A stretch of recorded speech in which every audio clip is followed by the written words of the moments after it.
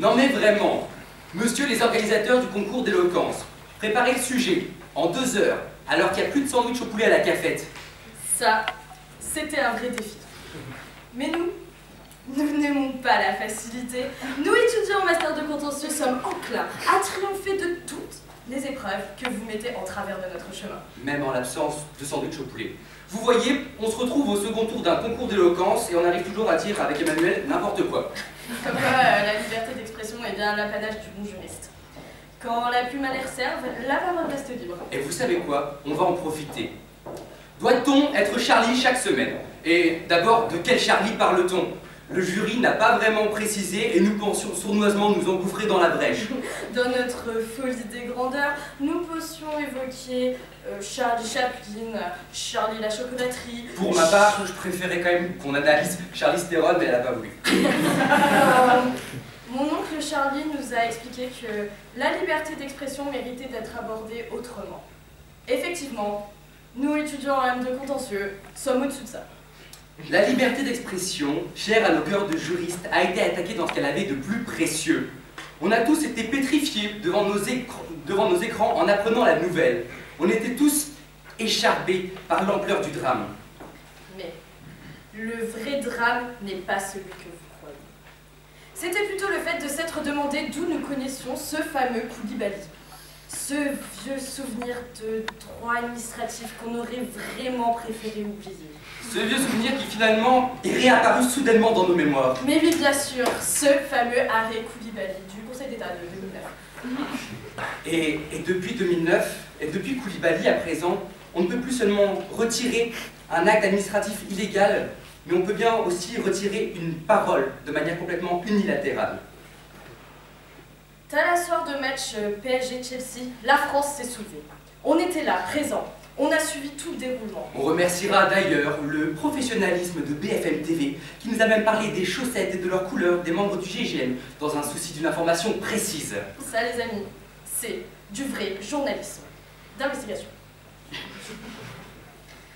Cette triste journée s'est terminée sur une partie de Kouachi dans une après-midi. Coup du sort paradoxal pour des opposants à la libre diffusion de la pensée. Les manifestations pour Charlie qui ont suivi nous ont étonnés, il faut le dire.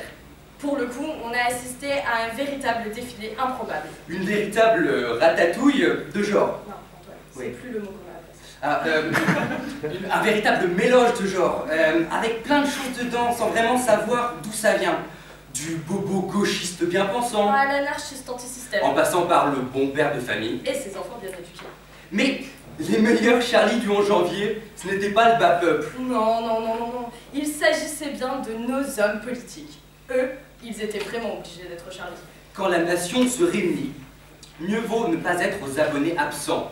Tout le monde se devait d'être visible. Même les plus petits, n'est-ce pas Nicolas? Toi qui, pendant la photo de classe des dirigeants, a vaillamment remonté le peloton pour arriver au premier rang, tout devant. En pole position. C'est là qu'il se sent le plus à l'aise, hein Nico? Toutefois, il y avait un absent de taille. Le plus grand des présidents du plus grand des pays. Bah alors, Barack, t'étais pas là dimanche? Il y avait une soirée? Non, je te raconte pas. Tout le gratin était là. Non. On ne joue pas dans la même cour avec Mr. President. Il a dû considérer que nos 12 fous perdus dans la bataille ne valaient pas leurs 2 tours. Et comme dirait l'autre, everything's bigger in America. Nos gribouilleurs, nos joyeux cabutins ont dû passer pour une quantité négligeable. Mais si outre-Atlantique, le jeu n'en vaut pas la chandelle, pour nous la liberté d'expression était loin d'être mise en échec. La liberté d'expression, c'est le droit de dire ce qu'on veut. Quand on veut. Et où on veut. Par exemple, pendant un concours d'éloquence, balancer que, je sais pas moi, on pourrait voir des bambous dans le noir si on est une nyctalope. Cependant, certaines personnes n'auraient jamais dû être Charlie, mais vraiment, ils auraient dû s'abstenir. Mon Dieu, Francis, bon sang, range ta guitare. Lalanne, tes envolées lyriques, tu peux les garder. Franchement, sois Charlie, si tu veux, mais en silence, s'il te plaît. Ce qu'on peut retenir toutefois de cette belle union nationale unanime, c'est qu'elle a duré longtemps. Au moins 3 jours. Au moins jusqu'à qu'on se rende compte que la saison 6 de The Voice avait enfin repris. Et la belle solidarité du 11 janvier a disparu dans les files d'attente des marchands de journaux le mercredi qui a suivi. D'ailleurs, on décerne la palme de l'esprit de groupe à celui qui a revendu son Charlie Hebdo sur eBay à plusieurs milliers d'euros. Toi mec, t'es un pro. Charlie qui était passé de mode est repassé à la mode. C'est complètement hallucinant. Les ventes se sont multipliées, si bien que les abonnés de la dernière heure sont des Charlie de chaque semaine. Certains sont allés encore plus loin, à la start de cette promotion 2015 de Les Rages, Renommée promotion Charlie pour l'occasion. qui elle sera Charlie toute l'année.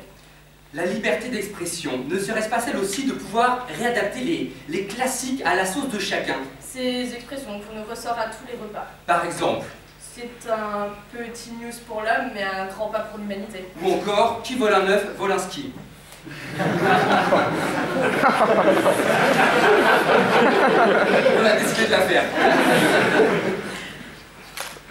En tout cas, outre l'absurdité de ces déclamations, la situation nous avait prendre conscience que nous étions tous enchaînés, pauvres canards. La vraie question n'est pas doit-on être un Charlie de chaque semaine, mais où sont passés les Charlie aujourd'hui? Merci pour votre attention.